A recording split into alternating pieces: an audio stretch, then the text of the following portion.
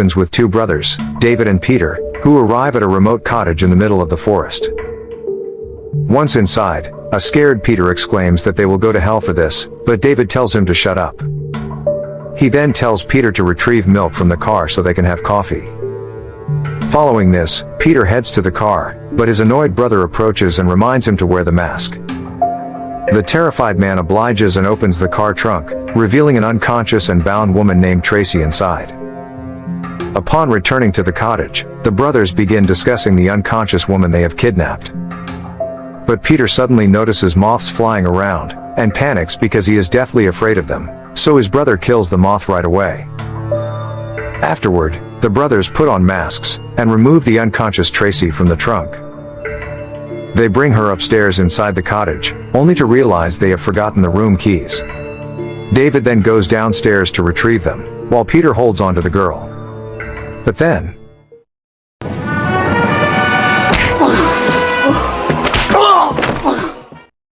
the girl awakens and repeatedly strikes Peter's nose. David soon arrives, and he ties Tracy to the bed, before locking her inside a room.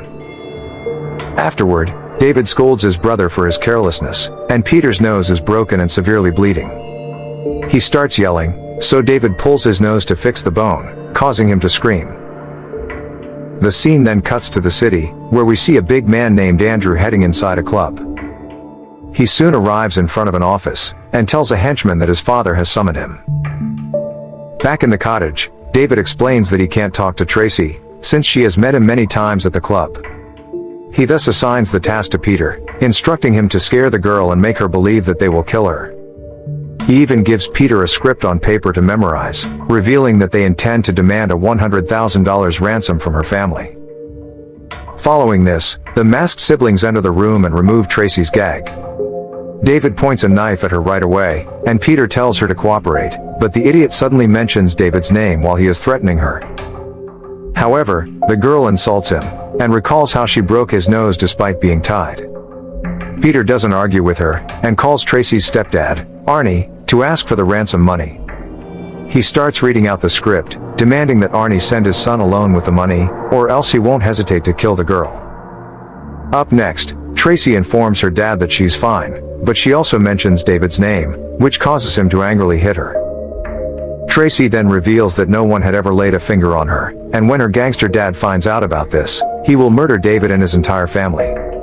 Upon hearing this, the annoyed brothers quickly put the gag back on her mouth before locking her again. Outside the room, David is furious with his brother for being an idiot by mentioning his name in front of the girl. David is tired of his brother's incompetence, prompting them to have a heated argument. On the other hand, we learn that Andrew turns out to be Tracy's stepbrother. His father, Arnie, hands him a bag of cash, and tells him to deliver it to the kidnappers. We later see Andrew driving toward the cottage, and he calls David to let him know he has the money. Unbeknownst to Andrew, his father has already sent two Chinese henchmen, Mook Lee and Chun Yo, to secretly follow him. Shortly after, Andrew arrives at the cottage, and here we learn that he's also an accomplice in the kidnapping scheme. The three of them celebrate, thinking they have finally received the money that will change their lives. However, David gets nervous when Andrew says he didn't check inside the bag yet, and when David opens it, they are shocked to discover that it is filled with tissue paper only. David is frustrated that he has to do this scheme with two idiot creatures, and the Chinese guys can also hear him from their car outside. The missing money means that Arnie knew about his son's involvement in the hostage-taking. Meanwhile, the three inside the house realize that their whole plan has fallen apart. Peter blames his brother for everything, and then heads outside to calm his mind. The Chinese henchmen notice him and update their boss. We also notice that they have kidnapped a man in the backseat. After this, Mook Lee gets out of the car with a meat cleaver, and takes a peek at the two brothers inside. David asks if Peter has a bank account, as they need to do a wire transfer, but Peter reveals that he only has a joint account with his wife, so they can't use it. With no other option, David decides to use their mother's account, which Peter opposes.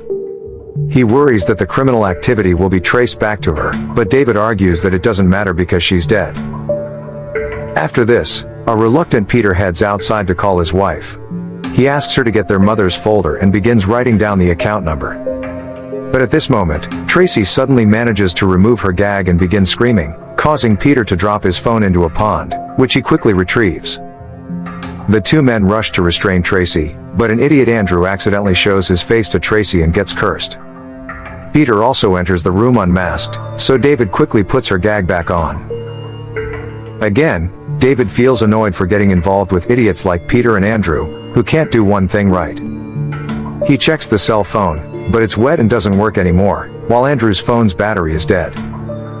And so, a fed-up David says he will go to the nearest payphone, and call Arnie from there. Peter worries that Arnie will recognize his voice, but David says it doesn't matter because Tracy already knows him. He then takes the account number from his brother and departs with Andrew's car. After David leaves the house, Arnie informs the Chinese duo that he is coming soon, so Mook Lee takes the hostage into the forest to get rid of him.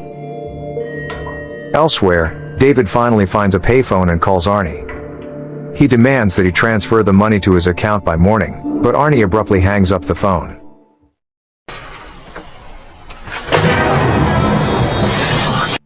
David then notices several old people outside, all staring at him. When David asks what's wrong, an old man asks him to lock the door and remain inside, as strangers do not fare well in this area. But the exhausted guy doesn't take the advice seriously and leaves. Elsewhere, Chunyo grows worried as Mook Lee still hasn't come back. He hears screaming in the distance, and heads toward the woods. Chunyo can't find him anywhere, and instead discovers Mook Lee's meat cleaver embedded in a tree trunk. Just then, we hear someone screaming, and David returns to the cottage at the same time.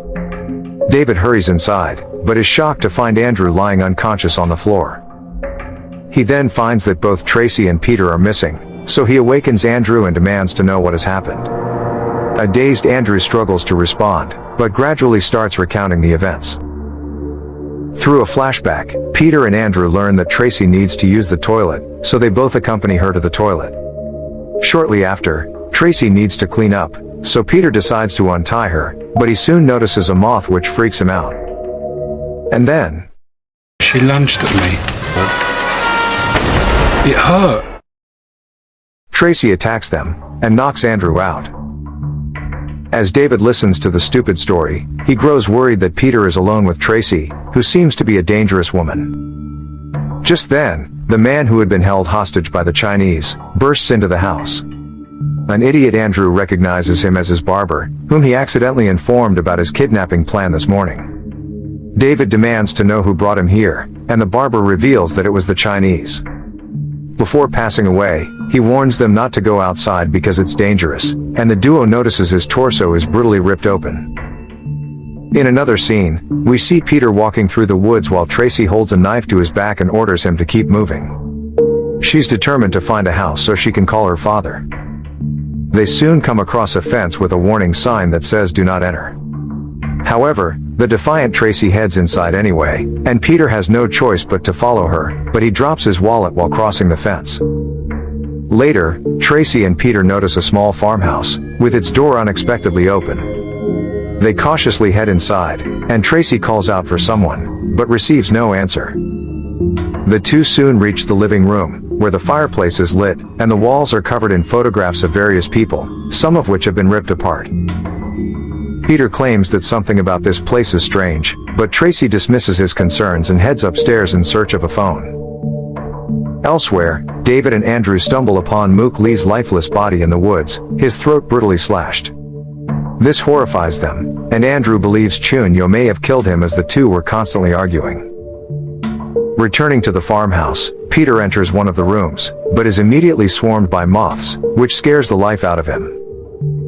He rushes out of the room and makes his way to the kitchen, where he grabs a bag of frozen peas to relieve his pain.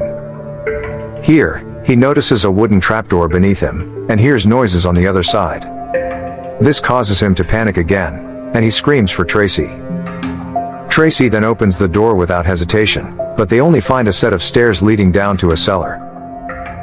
But at this moment, their attention is drawn to several human hands frozen in the freezer, right when Tracy is stabbed in the abdomen by someone.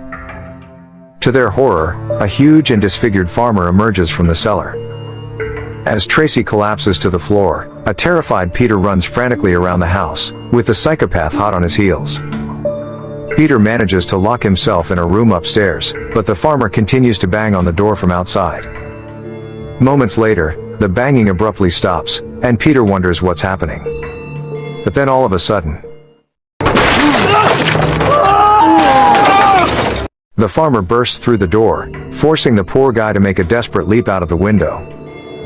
Following this, Peter attempts to leave the barn, but an injured Tracy stops him and begs for help.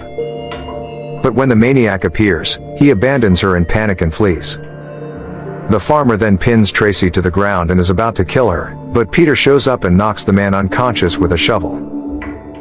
After gathering themselves, Tracy hands Peter the machete, and instructs him to finish off the farmer before he wakes up. But the poor guy hesitates to do so since he has never killed anyone before. As the two are busy arguing, the farmer suddenly awakens, and cuts Peter's feet with a shovel.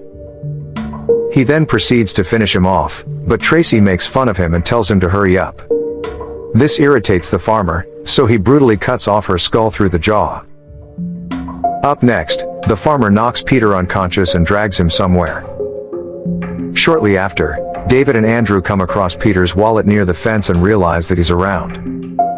They soon arrive in front of the psychopath's house, and find a piece of Peter's shoes, along with a piece of his foot inside. This prompts David to abandon the kidnapping plan and focus solely on finding his brother. Moments later, David enters the farmer's dark house, and he comes across a book. Inside the book are newspaper clippings about an accident that caused a farmer to lose his face. And to their horror, Andrew spots Tracy's corpse outside, while David finds her head inside the room. Andrew freaks out at the sight and pleads that they leave, but David refuses to go without his brother. And then, as Andrew turns on the lights, the duo is shocked to find the room filled with a lot of decapitated heads. David observes that his brother is not among them, so he must still be alive. Andrew then mentions that he noticed one of the ugly heads just moved, and this is when the farmer suddenly gets up and attacks them. He pins David's leg to the ground with a pickaxe, making him unable to move. He then slashes Andrew's back with a rake, but the latter manages to run away from there. Soon after, Andrew arrives at a stable, where he receives a call from his father, and realizes he still has some battery left. He answers the phone and reveals that he's on a farm, a madman is pursuing him, and his sister is already dead. Just then, the deformed farmer appears and gruesomely stabs him with his machete.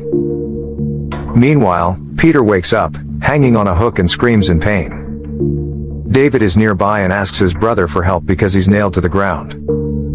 Upon hearing this, Peter agrees, and somehow manages to free himself. He crawls over to his brother, and after a great struggle, they both pull out the pickaxe. David then expresses regret to his brother for bringing him into this. Elsewhere, we see the farmer brutally killing Andrew, and ripping out his spine along with his head. In another scene, David claims that he doesn't want to die in this place and asks his brother to get up. The two then enter the psychopath's house to find a phone and call for help. The terrified Peter suggests leaving, but David says there is not another home within miles, and they can't run away in their injured state. He then asks his brother to wait while he heads upstairs to find the phone. But moments later, Peter hears strange noises coming from inside the cellar, and wonders what it could be. David, on the other hand, arrives in a room, and is horrified to see several masks made of human skin. The sight deeply disturbs him, and to make it worse, David spots the farmer outside the house.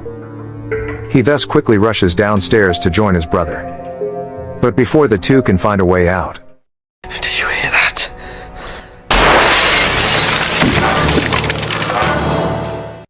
the psycho farmer then appears right in front of them, so the siblings fight back bravely since they have no other options. But even their combined strength is no match for the huge madman. In the end, the farmer holds Peter by the neck and is about to kill him. But a desperate David finds a wedding photo of the farmer, and threatens to tear it up. The plan surprisingly works. David then tells the psycho to head to the cellar if he wants his photo intact. However, since David has already ripped the photo too much, the enraged farmer stabs him through the chest with the pickaxe. David soon succumbs to his injuries, while the farmer tries to repair the photo. Enraged by his brother's death, Peter grabs a rope and begins strangling the giant man, but the farmer manages to throw him into the cellar and the door slams shut. Peter still holds one end of the rope and continues to pull on it. The psycho tries to grab a shelf, but Peter pulls so hard that it collapses and falls on top of him. Following this, Peter tries to open the wooden door, but it is blocked by the weight of the shelf and the dead farmer. And so, Peter descends into the cellar to look for any exit route. But unfortunately, he is shocked to see the farmer's wife and daughter, who begin to attack him. After the credits, we see Arnie and his henchmen arriving at the farmhouse the next morning. And before the film ends, they are greeted by the still alive farmer, who bursts out of the house wielding a pickaxe.